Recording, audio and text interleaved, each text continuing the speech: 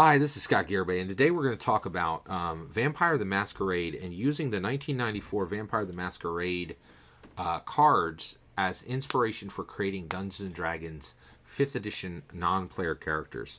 Now, we've looked at these in building, looking at a single card and building out a concept, a narrative concept for a character. We've looked at these as inspiration just for names. We've looked at these for inspiration for a build for a character, like building out the character's heritage, their class, and their background, all from a card. Today, what I want to do is I want to show you how to mix the cards together and build a character. So I'm just going to put these vampire cards down one at a time and build them in sequence, right? So I need a name from this card, right? So what is the name I'm going to get here? Well, normal is the name of the vampire. That's not going to help me, right? But Goliash will. So we have Goliash, the barbarian, Goliash the barbarian, and for Goliash the barbarian, and the background would be Sage. Goliash the barbarian, Sage. I would set the heritage to human, right? And what is going to be the alignment, right? Well, that's pure red. So I would take that to lawful evil, right? So there we used 1, 2, 3, 4 separate cards to create one character, right? So we just kind of whip through them fast. We're using each one of the cards in a different way, right? And to kind of build forward the momentum to get the idea. So let's do a few of these and just see, how this flows out. And the idea is to get ideas out of your head that you normally wouldn't, might not come up with, right? So this character is Dr. Jest. Oh, so one, we're going to go right out of the gate. This is going to be a performer background. So we'll take performer background from that card, and we're going to name the character Danson, Dana, and Benson from the bottom. Danson is going to be the name for the character. And here we're going. We look at this character, and does this give us any ideas? Here's the idea. Nothing speaks to me from this card, right? So what do I do? So one, there is a default vanilla in Dungeons and Dragons, right? So when you get a blank, set the heritage to human. So I'm going to set the heritage to human. Just kind of honor that blank card for me. And then so we have Danson, this human performer. But what's the class? And when we put that down, that's a druid, right? So we're going to have this. We're going to have Danson, the human performer druid, right? And so also when we're and then what is the alignment going to be? Let's get an idea for alignment. Straight neutral alignment, right? So just a really fast way to build ideas for your player characters, and each player character is going to come out quickly and differently. Okay, Lucian, love that name. I would use that straight. All right. So we have Lucian, fighter energy. Okay, coming straight out. And then what background does this give me? This gives guild artisan. And I would say used to make stained glass, right? And what's the alignment here? I think that's chaotic good. That's a chaotic good. So there we have chaotic good guild artisan fighter named Lucian, right? And we're gonna set that heritage to Tabaxi because we can, right? And again, we want to keep that heritage as free and open as possible. We don't really want to kind of. That's one area where we do need to be careful about the ideas we get because we might be displaying some prejudice, right? So we gotta be a little more careful on that one than some of the other ones. With here, Mostrom. I love that name, right? So Mostrom. Now with a name like Mostrom, let's see where we go next. Okay, we're gonna drop this down. that is chaotic evil for the alignment. So Mostrum is a chaotic evil. And what is the class? Do I get an idea for class here? Absolutely. That's a sorcerer energy. Mostrum, the chaotic evil sorcerer. And I would drop in for the background. I would. It says thespian literally on the card. That's a performer, right? So Mostrum is going to be a chaotic evil. Mostrum is going to be a chaotic evil sorcerer. With a performer background.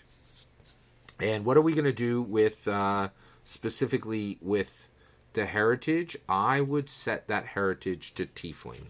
Okay. Okay, so here, this comes forward to me as kind of a martial class. I would make this a rogue. So I get rogue energy off of this card. And I'm going to absolutely use this Anika as the name. So Anika is going to be Anika the rogue.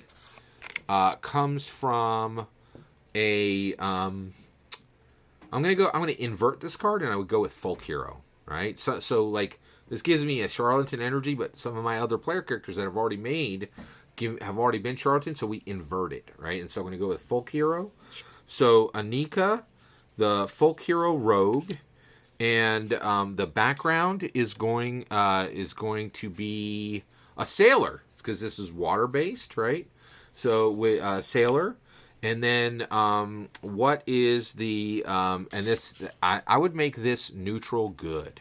Okay, all right. So who's our next one, right? So for our next one, Strack. What a great name. So Strack is going to be the name of the character. And then as I go forward, I'm going to put down, what do I get for this? That's a wizard. That's clearly a wizard. And so Strack, the wizard, okay. Strack, the wizard. And the background is going to be, am I getting really an energy off of this? I was going for my background.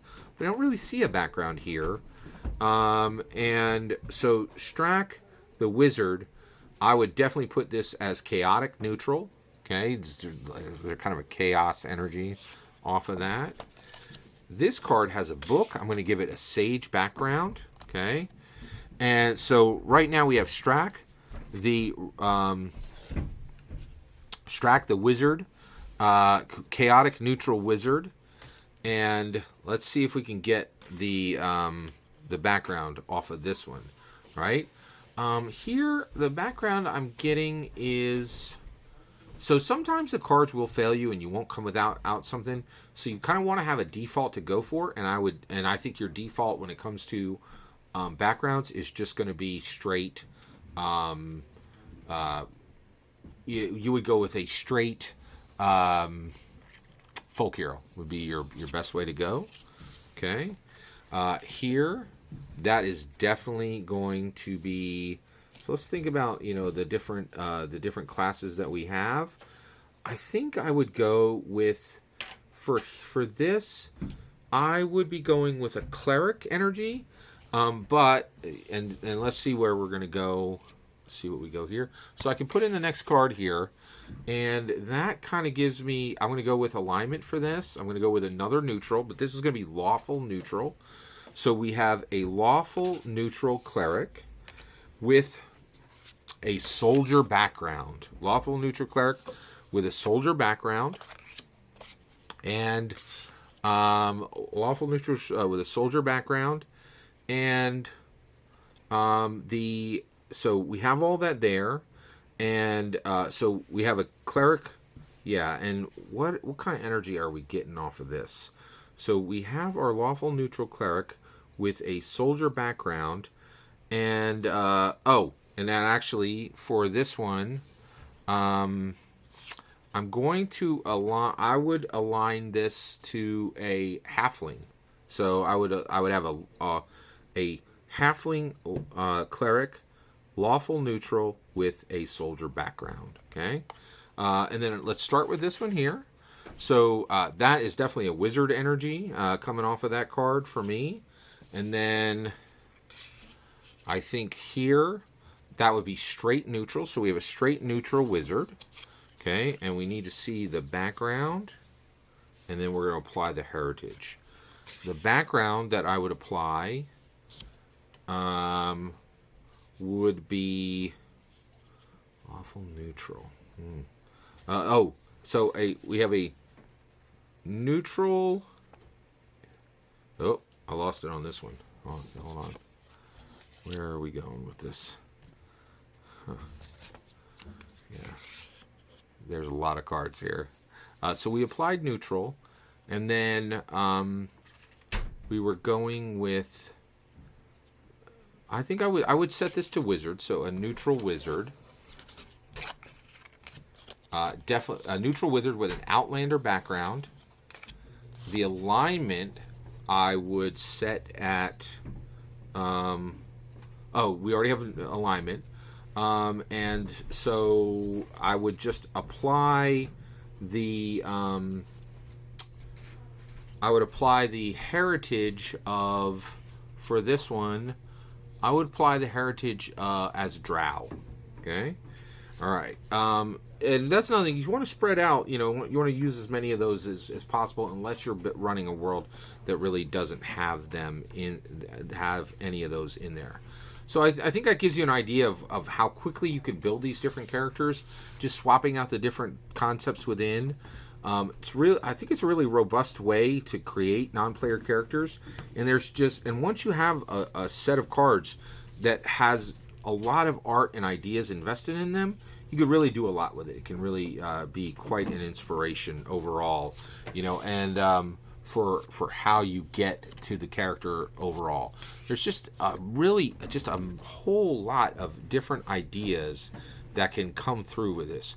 And when you look at these cards and you're seeing what these artists did, it's not a small thing. You're using the energy of the original artist to inspire your creativity, right? And one of the things that's really helpful too, that I just want to kind of talk about, is when you look at these cards, these shouldn't be lost. These are fantastic pieces of art, and I really feel like it would be a darn shame if we weren't honoring those original artists and giving their work that really is no longer being used for its original purpose to have a new life in a way that was not expected. And especially with the CCG realm, because the CCG realm, it was rough, right? In the early days, there were just a lot of CCGs that came out, and they really did not do great. There was not a lot of, there were a lot of games that failed very, very quickly. But the reality is, this game did not fail because the artists didn't pour their heart and soul into these images. You could see it, right? Even the design on the cards themselves, the layouts themselves, there was just a lot of creative energy that was poured into this. And when you're running your game, you can get a narrative nitrous boost from other artists' work. Also, the other thing is, we're not forgetting the creative energies that they put into this other game. And so while Vampire the Masquerade is really quite dead in America, I think it's still played in a few other countries in the world. Here it's kind of like just it's not a joke, but it's definitely content that is incredibly rarely accessed. But the idea that there was a lot of work that went into these, and a lot of artist work that is really worth being remembered. So I really want to thank you for giving me the opportunity to kind of share these ideas with you on how to build characters through Vampire the Masquerade cards. That's everything I have. That is my entire collection of these Vampire Masters. I, of course, have a lot of other cards, equipment cards, and other things like that. But just from the NPC's perspective, this completes the Vampire the Masquerade series that I did. Thank you very much for letting me share it with you. Please consider liking and subscribing, and have a wonderful millennium.